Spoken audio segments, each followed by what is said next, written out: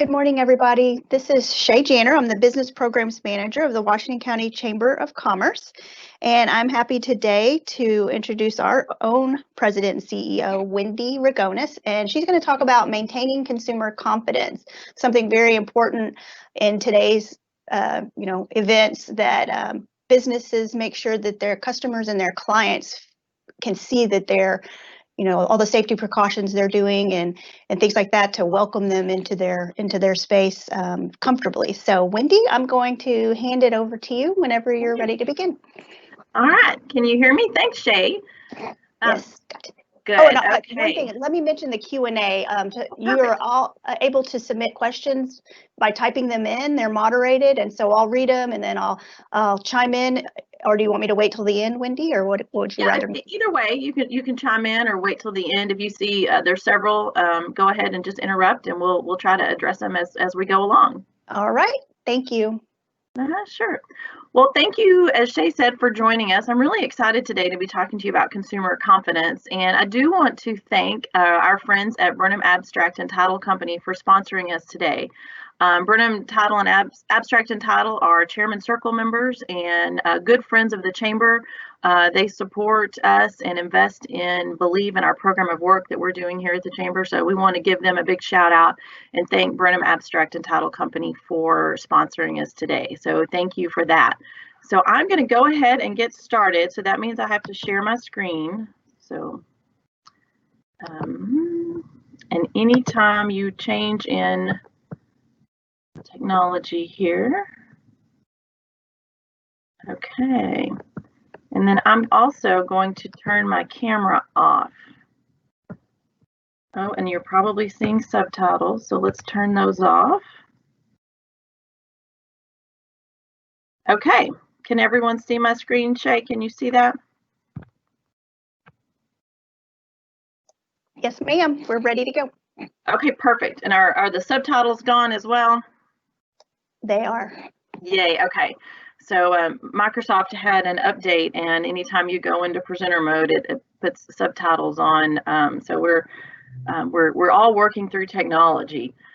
So again, we're going to talk about consumer confidence and what you can do to maintain consumer confidence in your business. And I think first of all is understanding what consumers' behavior is and what makes them feel confident. And so as I was gathering materials for this presentation today, I found this graphic, and I thought, you know what, that's exactly how I feel. This is such a good representation in my mind. I feel like in the end of 2019, we were buckled in that plane, and our pilot had set the course, and our direction at the Chamber was clear in 2020, and we knew exactly what we were going to be doing to serve and add value to our members. And then this person named Corona came and kicked us all out of the airplane, and we've been in kind of a free-for-all ever since. And so I saw this graphic, and I said, some of us are just flying, and some of us are trying to hang on to each other for dear life. So I really thought that graphic kind of, in my mind, represented kind of how we all feel. So we're going to talk today about consumer confidence, but before we really get into that, I just wanted to kind of explain to you what consumer confidence is and why it's so important. Because consumer confidence is a key indicator that measures the degree of optimism that consumers have about the overall state of the economy and their own personal financial situations. And believe it or not, about 2/3 of economic activity in most countries, including here in the United States, is made up about how consumers spend their dollar. And so I thought that is, pretty significant when you think about 2/3 of an economy is made up on the choices that consumers make. So in the United States, there is a conference board, and this is an independent research organization that monitors consumer confidence here in the U.S. And they do that by conducting monthly surveys of about 5,000 households. And they poll those households and then ask them questions about their personal finances. What are their current conditions? How do you think, are you getting along better financially or worse? They ask them what their 12-month expectation is, ask them to kind of look ahead and what they think that their buying power and what their financial situation will look like in 12 months. And then they ask them about, the business climate. Do you think we're going to be in good times as a business, as an economy, or do you think we're going to, be in bad times? And then they ask them to look out 5 years, as well. So they asked them very specific questions to gather this data, and they come up with the level of consumer confidence for the United States, and that's something that's reported monthly as a key economic indicator of the overall economy's health. So what does that really mean, and why is that really important? Well, I think the key message to take is that consumers generate demand.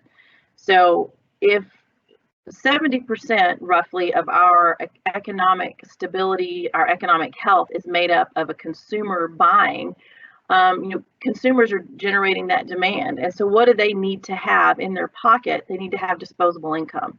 So they need to have that disposable income to go out and buy goods and services. So then that provider, that business can go and trigger the B2B commerce, the business to business commerce, and engage their supply chain. So it's really driven by what that consumer choice and how that consumer behaves. So it's just a really pretty simple economic theory. And what do consumers need to be confident? Well, they need really two things. They need jobs, and they also need disposable income that jobs provides for them. So I've got some data, and I'm going to give you quite a bit of data and research. So I just want to take a minute to say that, the Chamber, we haven't independently verified this data, but we've gotten all of our data that we're going to share with you today from very reputable sources. And you'll see that I am sharing all of the sources of my data, so you can go and look at those sources for your own, at your own leisure, and dig a little deeper on your own as well. But we're just kind of presenting here today a snippet of data, so you can just be aware of how to build that consumer confidence. So jobs are key to consumer confidence. And right here in Washington County, from the U.S. Bureau of Labor Statistics, I'm reporting since about the mid-90s data on and trends on unemployment here in Washington County. And so you can see at the end of the May, we were right at about 8%. And so and these numbers are not seasonally adjusted. So they're not adjusted for those seasonal jobs that are summer jobs, holiday time jobs. So this is just kind of the raw unemployment data. So we're looking at about 8%. So that kind of gives you a good trend. You can see confidently that we've been there before in 2010, but it's not somewhere that we have been. It's not an area of unemployment rate that we have hung out in very much, so it's not consistent, not normal for Washington County. So we are definitely seeing an increase, which is impacting consumer confidence. So we've got lots of partners out there that put together economic data and research information. So one of those is in Texas A&M, the Private Enterprise Research Center, and otherwise known as PERC. And so they did some survey and received 172 responses, and they were able to come up with, okay, what do businesses need, as we continue the global challenge of the pandemic? And so you can see they blocked here the answers of those businesses. And so many were saying just reopen, the economy, remove the travel restrictions. Buy local is very important to those businesses that responded to this particular survey. More, funding programs, helping understand how those programs work. Just increased understanding about liability and closures and what that business's liability would be. So all of these things are questions or needs that employers have ultimately to keep their workforce employed. And so organizations like the Chamber and our Chamber in Bryan College Station, the Chamber here in Washington County, these are things that we are very in tune to, because obviously our membership promise is to support business, workforce, and quality of life. And so if we need to do what we can to listen to what our businesses need right now to help them keep their workforce employed, and so that consumer confidence can be strong.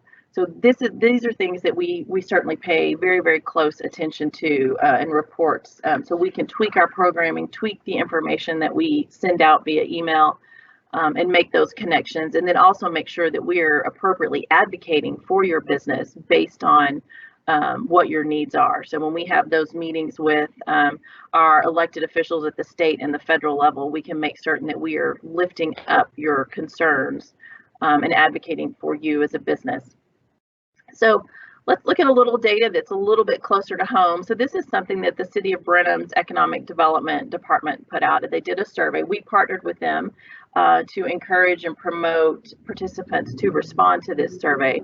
And so this survey looks particularly at how are you managing your payroll for your workforce? So how are you keeping your workforce employed? And 38% said that they weren't. If they couldn't pay their employees, they were unfortunately having to lay them off. But by and large, most employers were still paying their employees full wages, whether or not they were having to tap into their savings or use one of these federally stimulus packages to do so. But most were paying their wages for their workforce. Now, some did, you'll see that 32% did reduce some of the hours and wages that they were paid, but by and large here in Brenham, Washington County, most businesses were trying to pay their workforce and trying to avoid layoffs and furloughs if at all possible. But we do know, based on an 8% unemployment rate, that some were just not able to do that and had to lay off their staff. So that's a little bit about jobs and kind of what businesses are doing to keep jobs, to keep those workers employed. So our economy here locally in our region and of course in the United States can stay strong. So I'm going to bring you some data that talks about consumer behavior, because at the end of the day, we said 70% of a consumer's choice makes up our overall economy. So it's very important that we keep our employees employed and we keep their confidence strong in the actions that we're taking. So McKinsey & Company is a very reputable management consulting firm, been in business for many, many years in the United States. And they recently did a survey, and they surveyed from the middle to end of June and just published this report. And I've got the link there. You can go. There's about 30 slides in all, but it's just, I picked a couple of slides that I thought would be interesting and relevant for our discussions today. So I want to share those with you. So first and foremost, McKinsey & Company, based on the respondent data that they received, they said that there's really 5 key ways that consumer behavior has been impacted and changed from the pandemic. So people are really starting to shift and value the essentials more. And so, more than 50% of Americans believe that it's going to take longer than 6 months for our economy to recover. And so they're really starting to shift their spending and spend more carefully and focus on essentials, and hopeful that we will shift and recover in the months ahead. But they're starting to see that consumer behavior, and this again is all in the United States. This is not just Washington County, the Brazos Valley, Texas, but it's all of the U.S. that was surveyed. And then they're also seeing, the move to digital, and they're calling it omni-channel. But what that really means is that people are trying to move towards anything that they can do online. The report goes into a lot of detail about what's working well with doing online. People are enjoying the groceries, curbside to go. People are enjoying Netflix, Apple TV, Hulu, Disney Plus. I mean, I've got teenagers, and I think my credit card, now we subscribe to all of the above, so they can watch movies on demand. So that real on-demand online presence is growing, and consumers are spending more online. And also that, the self-checkout, the no-touch delivery of whatever good or service. So you're seeing a lot of apps be developed of how to deliver whatever good or service you need without interaction or touch with another employee or another human. So you're seeing an increase in that. And also there's been a real shock to brand loyalty. I know for me, when I was shopping at the grocery store here, the brand of toilet paper that I normally buy is not there. So I've had to go out and experiment with other brands because that's what was available. So there is limited supply. That is starting to improve. We're still seeing some limited supply at the grocery stores for some household cleaning products. I would love to buy a can of Lysol spray if anybody knows where I can get one. But that brand loyalty, and so people are really having to shift their behavior and buy products and brands that they're not typically would not buy. And consumers are also really focused on what we're calling a health and caring economy. So they really want to know that the business that they're spending their dollar with really cares about the consumer and really is invested in, caring and keeping them healthy and safe. And then, of course, we've got, what McKinsey and Company has labeled as the homebound economy. And so, and even as people are reopening, there's those that are still choosing to be more homebound. They're very limited, and that may be because of health risks, and they just don't feel safe. But it is enough to affect their behavior as a consumer. So I think this was just a really good slide that they had shared, and it just kind of shows that, I think, to me, in a positive way, 66% of those that were surveyed really feel that, it's going to take at least 4 months, but then our routines will return to normal. So we're going to get there. We're going to land. We've jumped out of this airplane. We're free falling right now, but we're eventually going to land. And I think this survey speaks to that most people are going to be okay, and they believe that.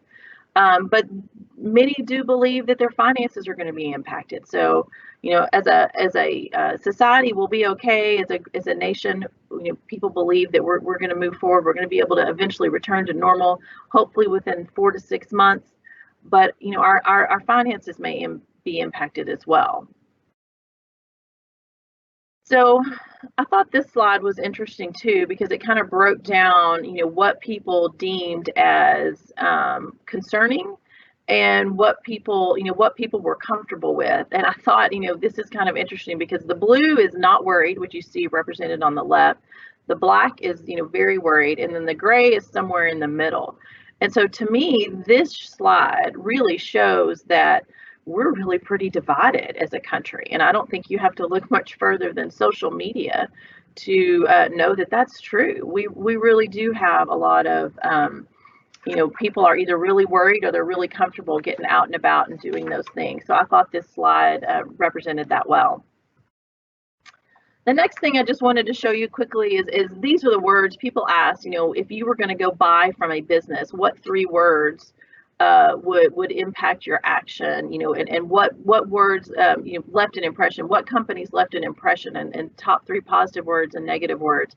And you can see they did some word art here. So positive words, caring by and large was the #1 word that left an impression. So caring, reliable, convenient is another word, proactive, understanding, available, safe. And so I thought those were all really positive words. So you as a business owner, you can think about, okay, how do I make my consumer feel those things? How do I make it convenient? How do I make them feel cared for? How am I reliable, responsible, proactive, understanding, supportive, and how do I make them feel safe? So I thought those were all really good positive words to think about, and when you were thinking about changing your business model to meet the demands of the pandemic and living with an active pandemic. And then, of course, there were some negative connotation and words: uncaring, slow, selfish, disappointing, dangerous, greedy.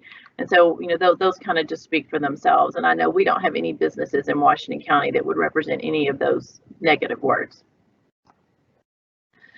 So again, we're talking about, what you as a business owner for B2C, business to consumer transactions, what can you do to make those consumers feel safe? And again, this was McKinsey and Company's survey. Their respondents answered in this way, but I thought it was interesting to share that the #1 priority for those businesses was to know that you're cleaning and sanitizing your business. And then that was right behind masks and barriers. So I know here at the Chamber, for example, we've got up a plexiglass barrier. When we have someone come into our lobby, Dawn stands behind that. She can see the customer, so she can see through the plexiglass, and they can transact their business, and she can provide the information that guest to our lobby is needing. And then you can look social distance or physical distancing.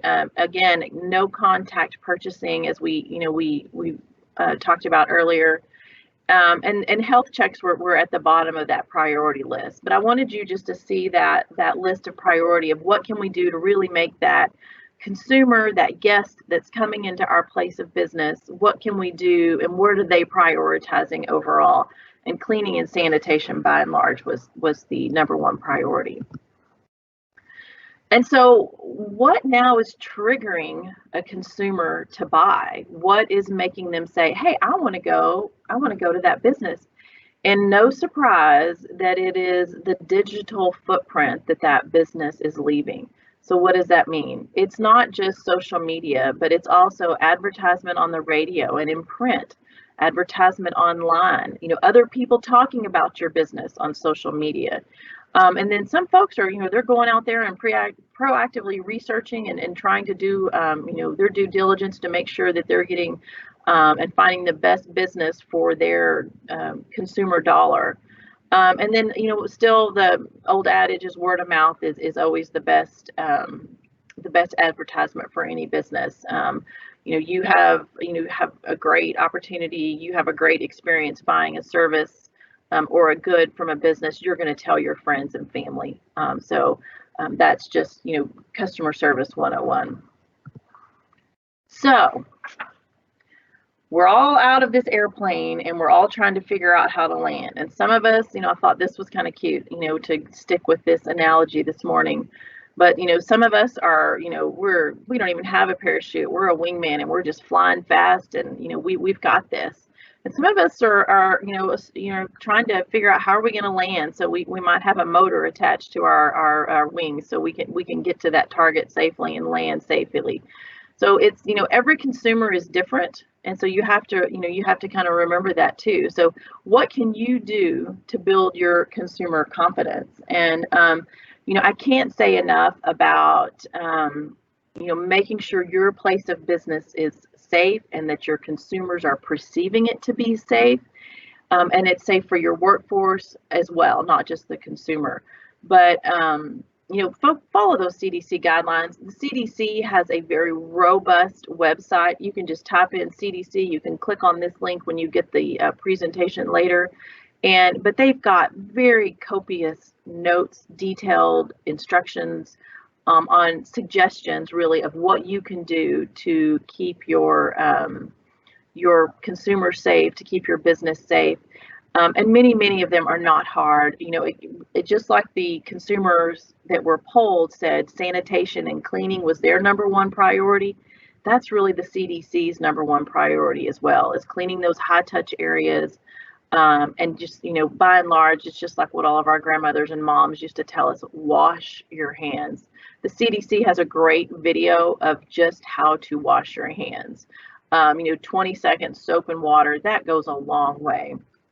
And so, OSHA guidelines as well. OSHA's come out, and we actually had Esteban Pedraza a couple of weeks ago on a webinar, and he's with the Texas A&M Engineering Office, and he did a webinar just on this. And we can, if you don't follow our YouTube channel, we can certainly get you a link to that. Just, contact us here at the Chamber, and we can get that to you.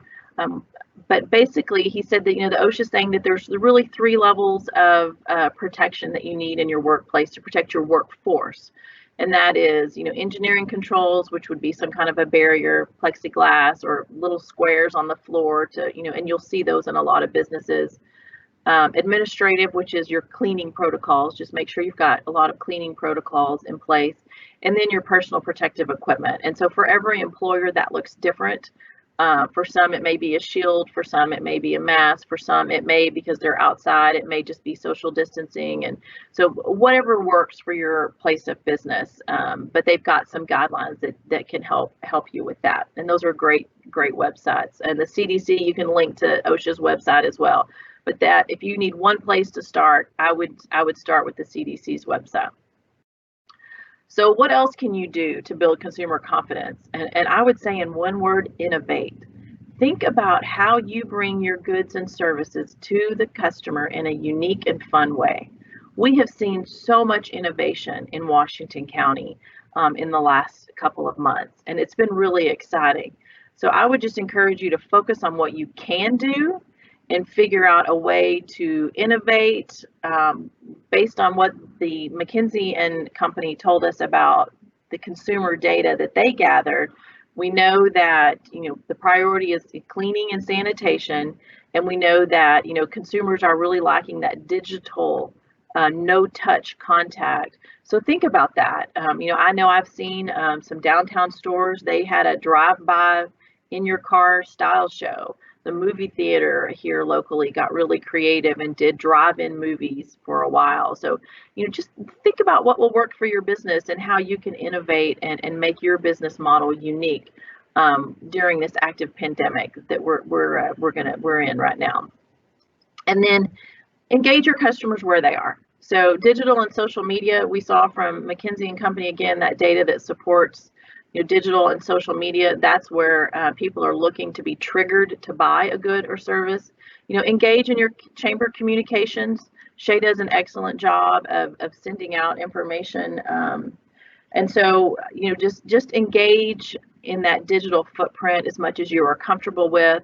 We've also got some webinars on how to do that. If you, we've had a couple of presenters come and talk to us, and Shay's put one together about how to make an effective post and what things you can use, like using a hashtag, and how you can get the most out of your digital footprint. So the last thing I just want to share with you, and last, is know the facts. And I think this is really, really important. I'm going to share a little bit of data with you, but get your data and your news and your information from reputable sources. The CDC, I go back to that website. That is a great website to get information from. The Texas Health and Human Services, the DSHS, you'll hear it called. Again, they've got some great information. And of course, at Brenham, we've got our COVID-19 page on our Brenham, Texas website as well. So get your data from reputable sources.